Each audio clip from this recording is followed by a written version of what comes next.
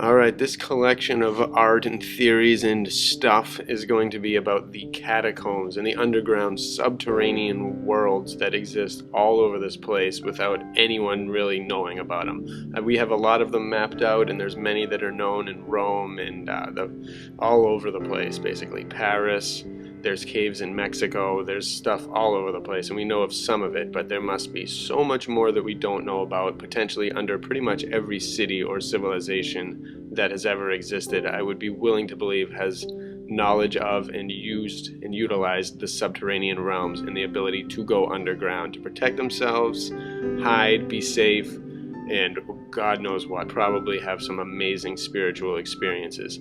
So now, in talking about the catacombs, we're going to talk about the people, the places, theorize about a lot of different stuff, the uses, and there's many different things that are involved. And so the catacombs immediately made me think of Carl Jung in a dream he had once, where he said, "I was in a house I did not know, which had 2 stories. It was my house. I found myself in the upper story, where there was a kind of salon furnished with fine old pieces in Rococo style. On the walls hung a number of precious old paintings. I wondered that this should be my house and thought, not bad. But then it occurred to me that I did not know what the lower floor looked like. Descending the stairs, I reached the ground floor. There, everything was much older. I realized that this part of the house must date from about the 15th or 16th century. The furnishings were medieval, the floors were of red brick. Everywhere it was rather dark. I went from one room to another thinking, now I really must explore the whole house. I came upon a heavy door and opened it. Beyond it, I discovered a stone stairway that led down into a cellar. Descending again, I found myself in a beautifully vaulted room which looked exceedingly ancient. Examining the walls, I discovered layers of brick among the ordinary stone blocks and chips of brick in the mortar. As soon as I saw this, I knew that the walls dated from Roman times. My interest by now was intense.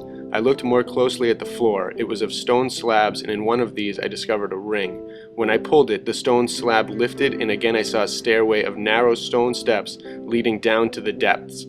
These too I descended and entered a low cave cut into rock. Thick dust lay on the floor, and in the dust were scattered bones and broken pottery, like remains of a primitive culture. I discovered 2 human skulls, obviously very old, and half disintegrated. Then I awoke.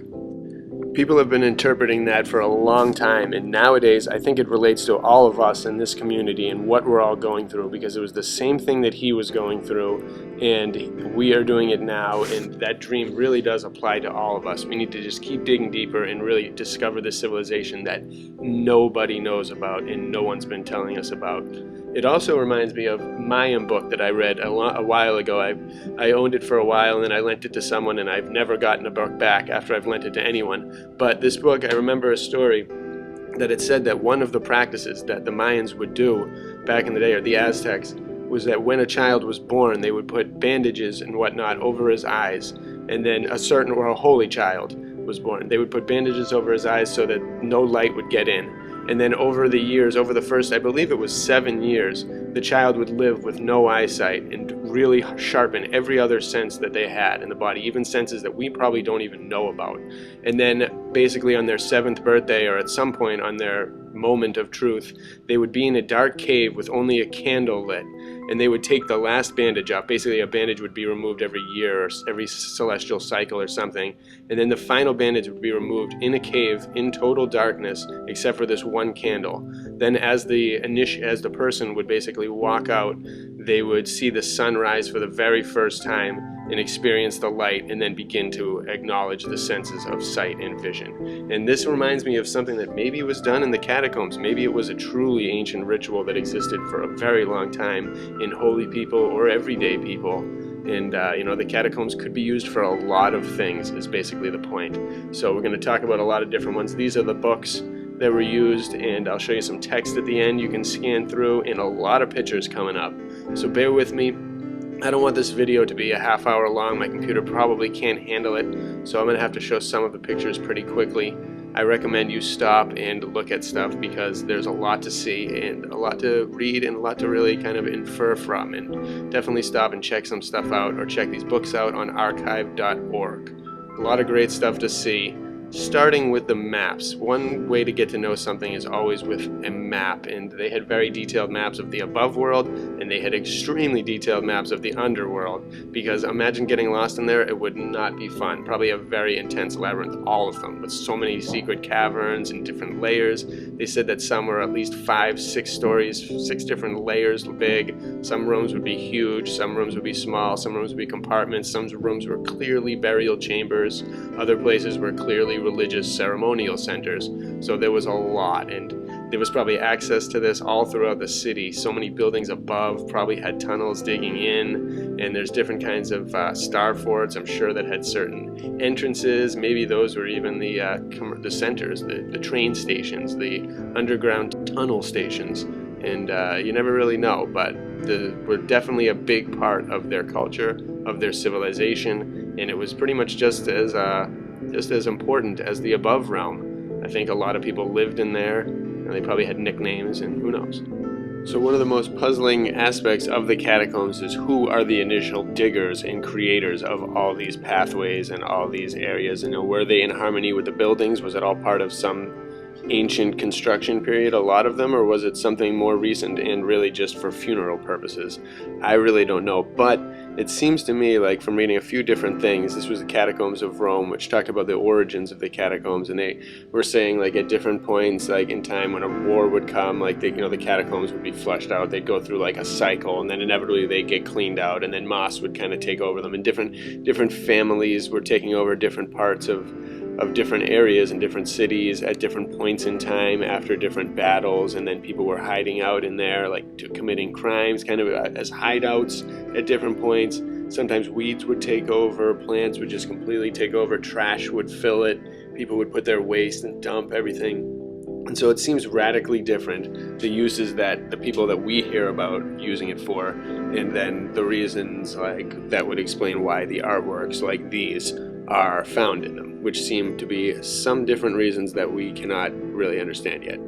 So these are some of the drawings, and you can see how closely the drawings are to the real thing in this picture right here. So they are very good. Those drawings are really accurate. They capture the depth and everything very well. These are what they look like. You're going to see a lot of these taken from this Roma Subterranea book, which is just awesome and packed with amazing things. And each picture has something like this connected to it in a language I don't totally understand, but they explain different key functions of each of the artworks.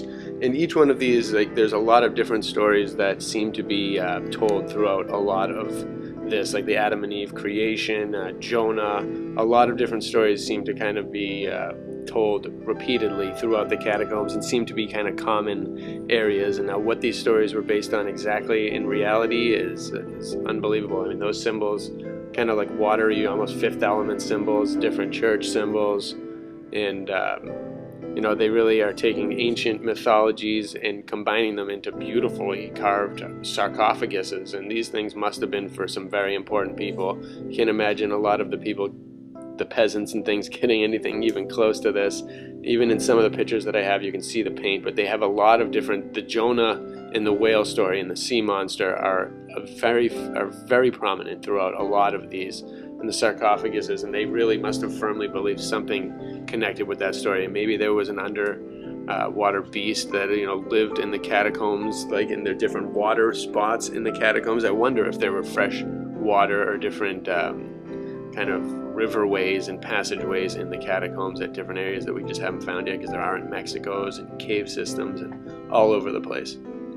A lot of different gods, Jesus, Mary, Joseph, so many people represented here, saints, martyrs. They talked a lot about particular martyrs, that some of them look like giants. A lot of these actually look like giants. There's always the angels, the chariots. It's just some beautiful artwork, and carving these into whatever marble and things like that must have taken some serious effort, and these were very important. And to be buried in these was probably a symbol of pride. That's probably why they were outdoing one another. But I bet a lot of them got taken. A lot of them got probably stripped of their medals, their jewelry. Different things were raided. And that's what seems to happen here throughout this history, is that it always seems like someone is taking over the catacombs and doing what they want into it. Like, these may have not even been burial sites at one point. They could have been something totally different. And then so many different things get filled in. the initial intentions of these are just may never be known. I don't know how deep we have to go or how much, and these are a lot of the ceilings. But so they really took a lot of care in the ceilings. Some of them were a little repetitive, it seemed like, and the peasants had ones, like I said before, that were like painted somewhat cheaply, it looked like, or were they added later in time? When we see a picture now, we really don't know. Like, there's so many ways to manipulate history and manipulate us into following one pathway that could be wrong, just because someone manipulated some evidence. And I love these. These are kind of the domes. They talk about the dome a lot in the symbolism, and they used it, the arch. I mean, the dome is known. It is a huge part of their symbology, of their everyday life, their architecture, every single thing. And they almost believed in the personal sphere. Each one of us has like an energy sphere, it almost looks like to me. Infinity symbols, different amazing things, and their union with the animals, whether they, who knows how they harmonized with them, and the cats and the tigers, the seals, everything, colossus, giants. They illustrate so many different things. I'd love to just walk through and find these. And there's all different kinds of forms. Some are from different places. That was from a different book. But the symbols, so symmetrical, so beautiful. Very nice stuff.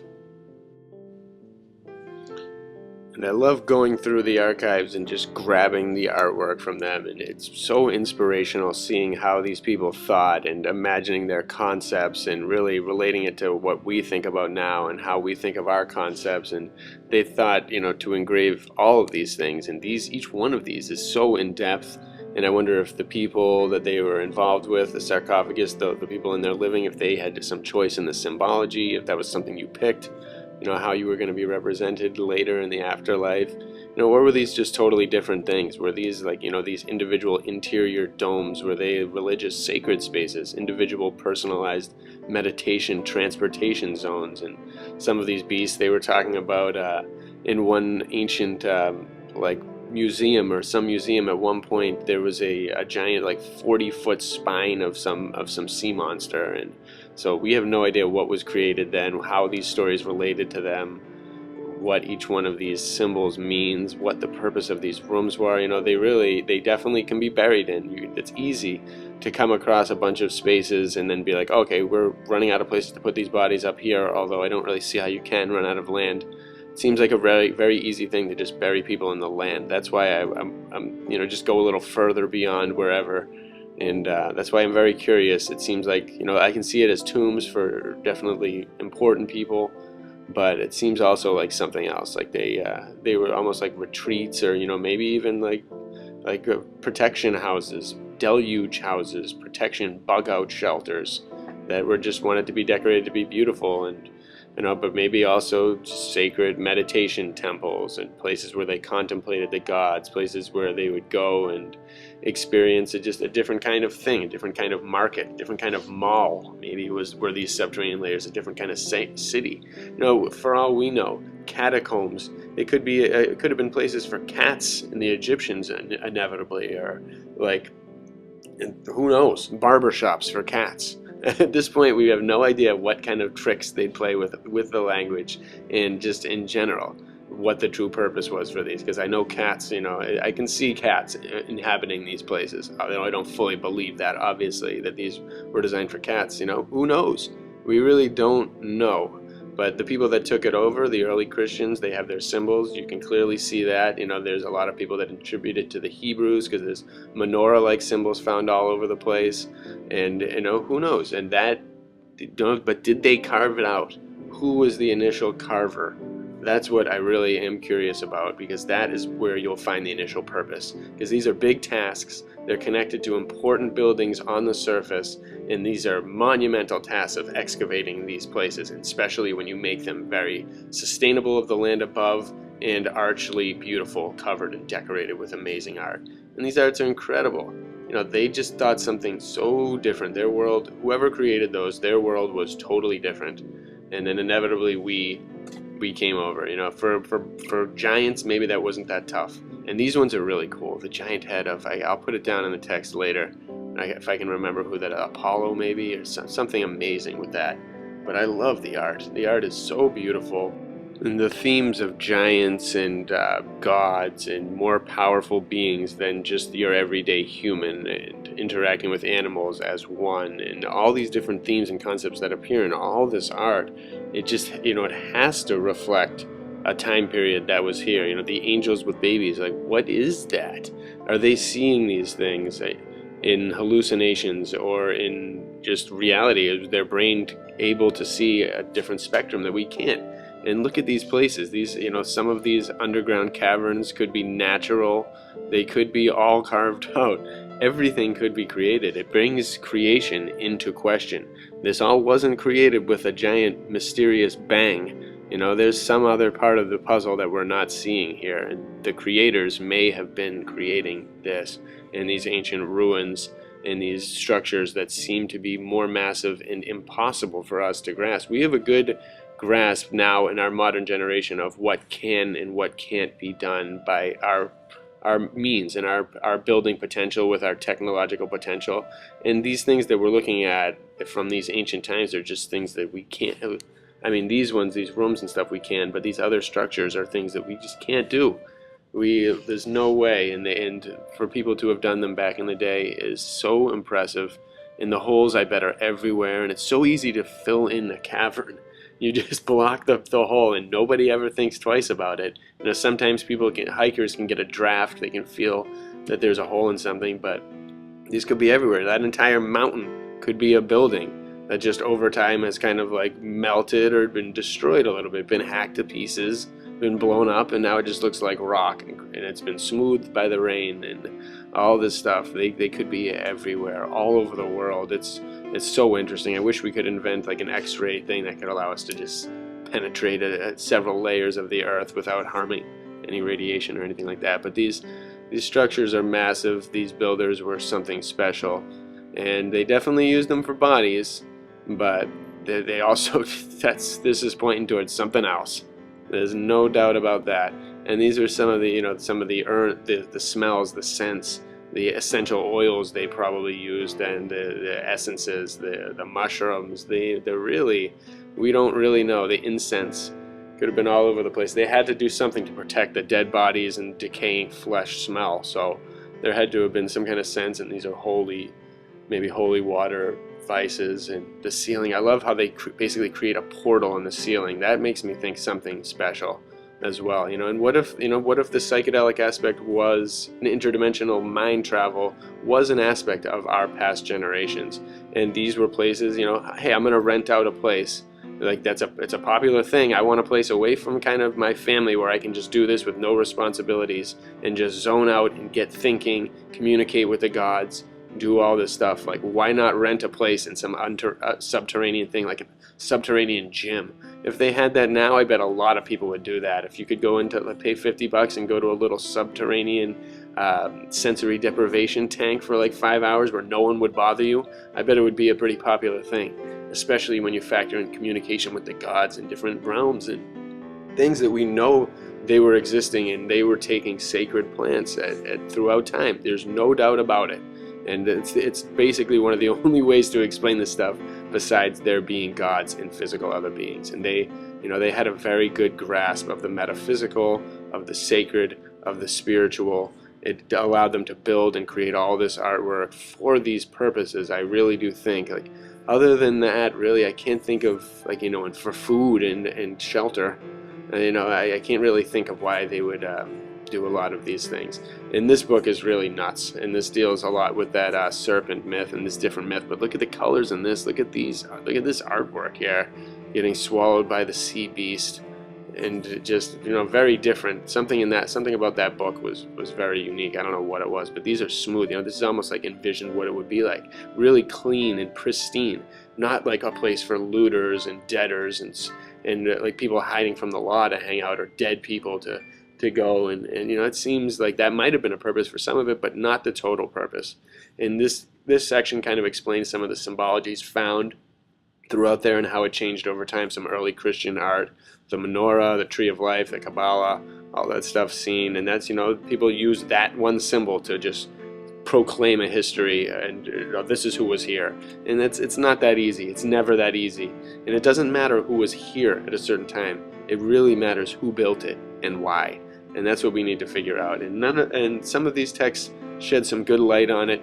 This is kind of my ending collection of different texts. You can go through these. They might be a little out of order, but I recommend checking out all those pictures, checking out a little bit of this, typing catacombs or subterranean into the archives and scanning what comes up, because there's a lot of different things, and I had to pick through a lot of things. But there's definitely some good stuff to see here, like right here. This book claims that by the ancient church, the history of Jonah was viewed as a type of our Savior's death and resurrection, and was the most popular object of representation employed in the catacombs. Which is interesting because, I mean, he got swallowed up, he got kicked off a boat, he got swallowed up by a sea monster, he repented, he got spat out, and he kind of became selfish. And so I don't know, it's not really an intense story that I would see being essential for the afterlife. I'd want something a little more elaborate. That's why I'm always worried that, you know, maybe they just whitewashed all what was originally in there, and then inevitably just started painting a lot of the stuff that we have been known to see as the symbolism of the catacombs. And, you know, that might have been just the secondary person's interpretation of it, and, you know, reclaimed, reset, all this stuff. But just something doesn't seem totally right to me. It's not striking me as stuff that would seem worthy of all of this, whereas a lot of their stuff does. It seems like something's hidden again, you know, in the true power, the true nature of these things that a lot of historians are just like coming up with a few sentences to describe the 900 miles of catacombs. And that's what one of them said. If you were to stretch out just the ones in Rome or in Naples alone, just one little elaborate connections would end up being over 900 miles straight. So these were very deep, very far, and very amazing, and they require a lot more thinking and research into the true origin of who designed and built these and why. Got to figure it out someday. One of these texts was talking about the artwork of the catacombs and of all ancient cultures in Egypt and beyond, and saying that the artists who were employed by the pharaohs and by the church hierarchy were always kind of sacrificing a part of their art and their creative power. There's always the part that someone may want you to do and create, but then there's the ability for what you can create with your total freedom. And this was actually created. My wife splashed watercolor onto a piece of paper and just total chaos, and then I took it and discovered this, and it almost shows like the whale, but instead of being inside it, he's riding it. And that is, even to me, better than the impression of getting taken from it. I'd rather be one with the universal creative force and riding it to infinity and beyond, basically. So that's why there's a difference there. And you have to always factor, again, Tibet and all these things, their dragon, their influence. You know, these could have been in ancient culture, all connected with the Hindus and the Buddhists, that could have been in these subterranean layers, and then inevitably it was taken over, whitewashed, and, you know, and over in Tibet and those places it remained, but in these Roman places it got taken over. You know, we still don't know, but they have a lot of symbolism referring to the dragon as well, which is totally different. And this one's based on the Flammarion engraving, which shows the dome again, like we saw in so many of those sarcophaguses. But that dome and what is beyond this dome is really one of the most important things. And are we enclosed? Are we not? Is this giant sphere 6 billion miles wide, like in Jainism, 6 billion miles high, or something totally different? Is it a bubble? Are we in anything? You know, we really don't know. And it all comes down to this, because that is who our creator is. Whoever did this, it doesn't appear to be from a scientific process anymore. Those thoughts are kind of out the window. It's something so much more magical that cannot even be comprehended. And nowadays there's a huge rift between, you know, the flat earth believers or of something else, or just the people that question the spherical globe, and those who firmly believe it and will never give it up, really. And there's a big difference between them, and those people that just kind of take what they're being told are not factoring in a lot of things. They're not factoring in the psychedelic realms or the ancient cultures and the ancient astronomers who really were experiencing things on a totally different level. They're not taking any of that into account, like the historians who just, whenever they find something that doesn't mesh with what they've been forced to believe, they just tune it out and they don't factor it in. They're like, oh, they just chalk it up to nonsense or error. But that can't be. It all must be factored in. A cohesive, all-inclusive formula must be created to discover our true power and our true potential on Earth as humans. And our history is a huge part of it. May we discover the purpose of everything. Maybe we discover the catacombs all over the place. Right under you right now, there could be catacombs of an ancient civilization. We will hopefully find out someday. Let's keep on piecing it together. Bless you all.